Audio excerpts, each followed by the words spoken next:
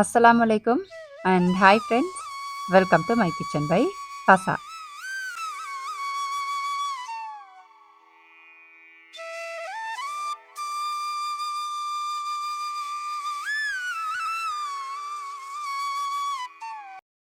எந்த விதமான ரசாயனங்கள், கலரிங்ஸ் இல்லாம வீட்லயே சுத்தமா தயார் செஞ்ச ஸ்ரீலங்கன் அனைத்து விதமான மசாலா பொருட்களோட நாங்க ஸ்பெஷலா செய்ற ஸ்ரீலங்கன் சத்து மாவு, பிரியாணி மசாலா, மாசி சம்பல், சுக்கு கோப்பி தூள், அதுக்கப்புறம் கொதிப்பால். உங்களோட வீட்டு வாசலுக்கே ஆர்டர் பண்ணி எடுக்கலும் டீட்டெயில் எல்லாமே டிஸ்கிரிப்ஷன்ல தந்திக்கிறேன். வேணுமெண்டா பார்த்து ஆர்டர் பண்ணிக்கோங்க.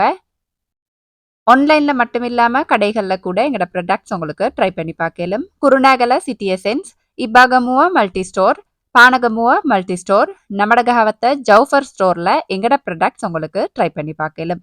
ஃபசா ஃபுட் பாரம்பரிய சுவையின் ஞாபகம்.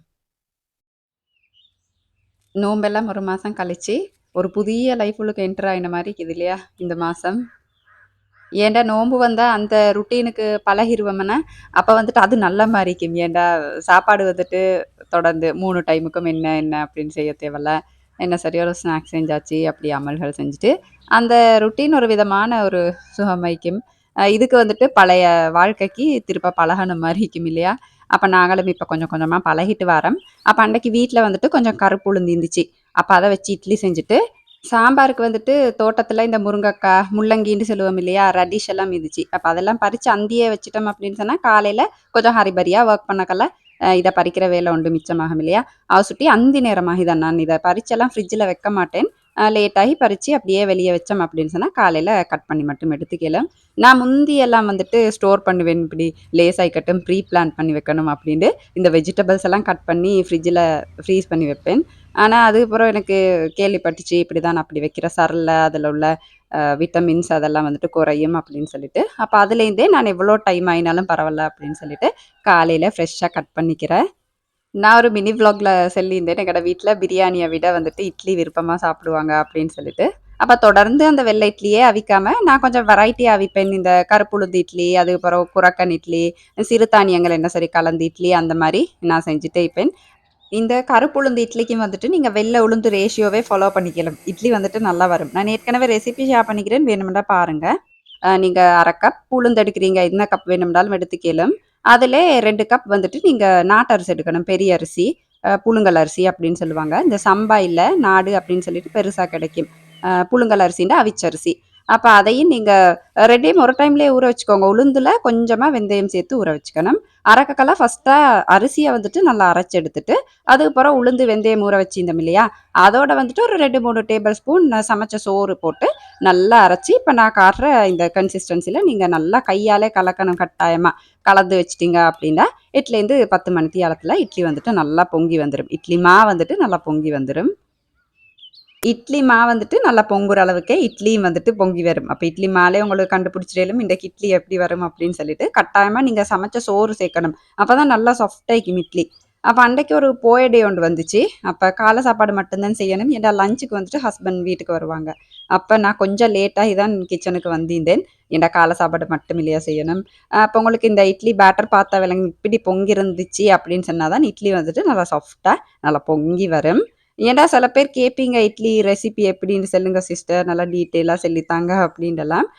இந்த இட்லி, ரைஸ் எல்லாம் வந்துட்டு ஸ்ரீலங்கால கிடைக்காது அப்படின்றதுக்காகவே நெறைய பேர் இட்லி செய்யாம இருப்பாங்க. அப்படி இல்ல, கட்டாயமா நாடு வாங்கி செய்யுங்க. இட்லி வந்துட்டு பெர்ஃபெக்ட்டா வரும். கட்டாயமா ஊற வச்ச தண்ணியாலயே அரிசி, உளுந்து 2யும் அரைச்சுக்கோங்க. எனக்கு அந்த டிப்ப வந்துட்டு சொல்ல மறந்துட்டு. இட்லி ஊத்துறதுக்கு நான் வந்துட்டு கலர் துணி யூஸ் பண்ணினாலும், இதுல சாயம் ஒண்ணுமே போகாது. ஆனா பெட்டர் நீங்க வெள்ள துணி யூஸ் பண்றது தான். இன்றைக்கு வந்துட்டு இட்லிக்கு வந்துட்டு நான் சைட் டிஷ்ஷா சாம்பார் தான் செஞ்சிருந்தேன். நிறைய மரக்கறிகள் போட்டு செஞ்சிருந்தேன். எங்கட வீட்ல சாம்பார், சட்னி இதுகளோட விருப்பமா சாப்பிடுவாங்க. நான்வெஜ் வந்துட்டு டின்னருக்கு நான் செஞ்சு பண்றேன். ஆனா காலையில இந்த மாரி வெஜிடபிளால என்ன சரி செஞ்சு தான் நாங்க சாப்பிடுவோம். எப்பவுமே நான் வந்துட்டு இந்த சைட் டிஷ் செய்யக்கல, தினசரி செய்யக்கல, வீட்ல அந்த தோட்டத்துல இருக்கிற ஒரு பச்சை குச்சி கசாரி பிச்சு போட்டேன் அப்படின்னு சொன்னா தான் மனசுக்கு வந்துட்டு அது அவ்வளோ ஒரு திருப்தி ஆயிக்கிற மாரி இருக்கும். இப்ப நெறைய பேர் என்னிட்ட கார்டனிங் டிப்ஸ் எல்லாம் கேட்பாங்க. "எப்படி செய்ற சிஸ்டர்? மரக்கறி எப்படி செய்ற? புகை எப்படி போடுற?" அப்படின்ட்டெல்லாம். அப்ப அத யோசிக்கக்கல எனக்கு ஒரு சின்ன ஃப்ளாஷ்பேக் ஒண்ணு நினைவு வரும். அது நினைவு வரக்கல எனக்கு சரியான சிரிப்பு வைக்கும்.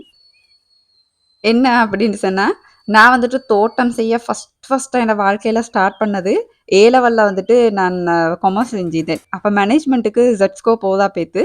அப்ப அந்த ஃபெட் அப்ல தான் சரி கார்டன சரி செய்வோம் அப்படின்னு சொல்லிட்டு ஒரு ஸ்ட்ரெஸ் பஸ்டர் ஐக்கியம் அப்படின்னு சொல்லி தான் ஃபர்ஸ்ட்டா கார்டனிங் ஸ்டார்ட் பண்ணேன். அப்பல்லாம் வந்துட்டு எனக்கு இந்த மரக்கறி சீட்ஸ் கூட எப்படிக்கும் அப்படின்னு தெரியாது. எங்கட டெடா வந்துட்டு ஃபார்மர். அப்ப அவங்க போடுறத பார்த்து, அவங்க சொல்லி தரத கேட்டு தான் அப்படி ஸ்டார்ட் பண்ணியிருந்தேன். இப்ப நினைக்கக்கல எனக்கு சரியான சிரிப்பைக்கும். ஏன்டா அது கூட எனக்கு உதவிச்சு இல்லையா? அந்த ஃபெடப்ல ஸ்டார்ட் பண்ணது. அதுக்கப்புறம் அத ஒரு ஸ்ட்ரெஸ் பஸ்டரான ஒரு ஹாபி அப்படின்னு சொல்லிட்டு லைஃப் லாங் எனக்கு கொண்டு போறது சந்தோஷம் தான். நெறைய கமெண்ட்ஸ் வந்துட்டு எனக்கு வரும். எப்படின்னு சொன்னா, "சிஸ்டர் நீங்க என்ன படிச்சிக்கிறீங்க?" அப்படின்னு கேட்டு வரும். உங்கள்ட்டலாம் செல்ற அளவுக்கு நான் பெரிய படிப்பெல்லாம் படிச்சில்ல. ஏ லெவல்ல கொமர்ஸ் செஞ்சுக்கிறேன். எனக்கு மேனேஜ்மென்ட்‌டுக்கு இசட்ஸ்கோ போதா போயித்து அப்படின்றவும் ஃபெட் அப் ஆகி, எந்த கோர்ஸுக்குமே வேற எந்த கோர்ஸுக்குமே அப்ளை பண்ணாம, அந்த மாரி படிப்ப பாதியிலே விட்ற மாரி ஆயிருச்சு. இப்ப நெனச்சாலும் அது எவ்வளோ பெரிய முட்டாள்தனம் அப்படின்னு நெனப்பேன். ஏன்டா அந்த காலத்துலலாம் எங்களுக்கு ஒரு நினைவு. அது என்ன சொல்ற ஒரு முட்டாள்தனமான நினைவு. கவர்மெண்ட்ல ஒரு கோர்ஸ் கிடைக்கல அப்படின்னு சொன்னா வாழ்க்கையே முடிஞ்சு போயித்து அப்படின்னு சொல்லி அப்படியே படிப்ப கைவிடுற மாரி. ஆனா இப்பல்லாம் எனக்கு புள்ளகள பார்க்கக்கல சந்தோஷமைக்கும். ஏன்டா அப்படி இல்லன்னா நெறைய ஆப்ஷன்ஸ் இருக்குது இப்ப. அப்ப அந்த முட்டாள்தனத்திலேருந்து நெறைய வெளிய வந்துட்டாங்க. எங்களுக்கு கவர்மெண்ட் யுனிவர்சிட்டி இல்லாட்டியும் வேற வேற ஆப்ஷன்ஸ் எவ்வளவோ இருக்குது அப்படின்னு சொல்லிட்டு படிப்ப கன்டின்யூ பண்ற எவ்வளோ பேர நான் பார்த்துக்கிறேன். பார்க்கக்கல உண்மையிலேயே எனக்கு சந்தோஷமைக்கும். ஏன்டா அப்படி கன்டின்யூ பண்ணாத ஆக்களுக்கு கூட நான் நெறைய அட்வைஸ் பண்ணுவேன். நான் வந்துட்டு இப்படி ஆயினதுக்கு காரணமே இந்த என்ன முட்டாள்தனம் தான். நீங்க அத செய்யாதீங்க. படிப்ப கன்டின்யூ பண்ணுங்க. என்ன சரி படிங்க. அந்த மாரி அட்வைஸ் பண்றதுக்கு சரி நான் உதாரணமாயிக்கிறேன் அப்படின்னு சொல்லிட்டு பல நேரங்கள்ல சந்தோஷப்பட்டிக்கிறேன். அப்ப நான் என் ஃபேமிலில உள்ள என் சிஸ்டர்ஸ்மாருக்கெல்லாம் சொல்லுவேன். நான் நல்லா படிச்சிருந்தாலும் நான் உங்களுக்கு ஒரு எக்ஸாம்பிளா இருந்திருப்பேன். இப்ப படிக்காத சுட்டியும் நான் ஒரு எக்ஸாம்பிள் ஆயிக்கிறேன். அத சுட்டி தயவு செஞ்சு படிப்ப வந்துட்டு பாதியில விடவானம் அப்படின்னு சொல்லிட்டு. அதே அட்வைஸ தான் உங்கள்ட்டயும் சொல்றேன். தயவு செஞ்சு படிப்ப வந்துட்டு பாதியில விடவே வானம். அட்வைஸ் எல்லாம் பண்ணி காதால ரத்தம் வர வைக்கிறாளே அப்படின்னு நினைக்க வேணாம். எனக்கு நினைச்சத கட்டாயம் ஷேர் பண்ணணும் அப்படின்னு தான் ஷேர் பண்ணினேன். எனக்கு எப்பவுமே இந்த சுட சுட டீ, காஃபி, பிளேன் டீ எது குடிக்கிறேன்னாலும் ஒரு புக் வாசிச்சுட்டே குடிக்கிற சுகம் வந்துட்டு அவ்வளோ ஒரு விருப்பமாய்க்கும். அத சுட்டியும் கொஞ்சம் கொஞ்சம் டைம் கிடைக்கக்கல கூட என்ன சரி டீ குடிக்கக்கல அந்த மாரி ஒரு புக்ல 2, 3 பேஜஸாலும் ரீட் பண்ணிட்டு அப்படியே குடிச்சிட்டு இருப்பேன். ரீசென்ட்டா போட்ட மினி விளாக்ல கேட்டிருந்தேன் யாருக்கெல்லாம் புக்ஸ் விருப்பம் அப்படின்னு சொல்லிட்டு. அப்ப எனக்கு இப்படி சில கமெண்ட்ஸ் வந்துச்சு. எனக்கு புக்ஸ் விருப்பம், ரீடிங் பண்ண விருப்பம் அப்படின்னுலாம் கேட்கக்கெல்லாம் உண்மையிலேயே எனக்கு ஷாக் ஆயிடுச்சு. இந்த காலத்துல கூட ரீடிங் விருப்பமானாக்கள் ஈகிறாங்களே அந்த மாரின்ட்டு. ஏன்டா என்ட ஒரு டீச்சர் ஒருத்திக்கிறா. அவ வந்துட்டு ஃபர்ஸ்ட்டா சொல்லுவா, என் மகளுக்கு, "ஃபர்ஸ்ட்டா புள்ளைகள இருப்பாட்டி பழக்குங்க. அதுக்கப்புறம் படிப்பிக்கேலும்" அப்படின்னு சொல்லிட்டு. ஏன்டா இப்ப உள்ள புள்ளைகள் ஈகிறதுக்கு தான் நெறைய கஷ்டம் அப்படின்னு சொல்லிட்டு. அப்ப நான் நெனப்பேன், அந்த பொறுமை இல்லன்னா, அந்த ரீடிங் விடுபட்டதுனாலயோ தெரியா, இப்டி பிள்ளைகள் ஆயிட்டாங்க அப்டின்ட்டு. அப்ப இப்பவும் நெறைய ரீட் பண்றீங்க அப்டின்னு சொன்னா, எனக்கு அத கேட்கறதுக்கு மிச்சம் மிச்சம் சந்தோஷமா இருந்துச்சு. கட்டாயமா புள்ளைகளுக்கு சின்னத்துலேருந்தே ரீடிங்க வந்து பழக்கி விட்டுருங்க. அவங்களோட எதிர்காலத்துக்கு வந்துட்டு அது மிச்சம் மிச்சம் நல்ல லாஸ்ட்டா போட்ட விளாக்ல எனக்கு ஒரு கமெண்ட் வந்துச்சு.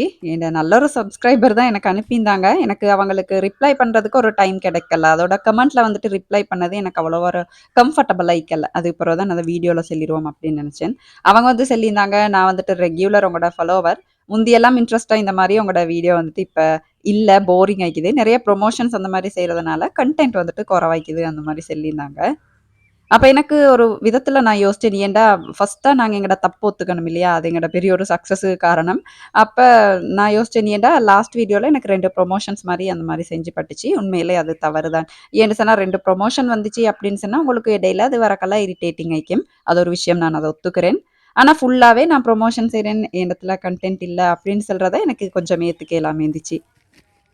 ஏன்டா ப்ரொமோஷன்ஸ் அப்படின்றது வந்துட்டு, நீங்க எந்த யூடியூப் சேனல் பார்த்தாலும் ப்ரொமோஷன் பண்ணுவாங்க. ரேரா 1, 2 வந்துட்டு பண்ணாமிப்பாங்க. நான் அதையும் ஒத்துக்கிறேன்.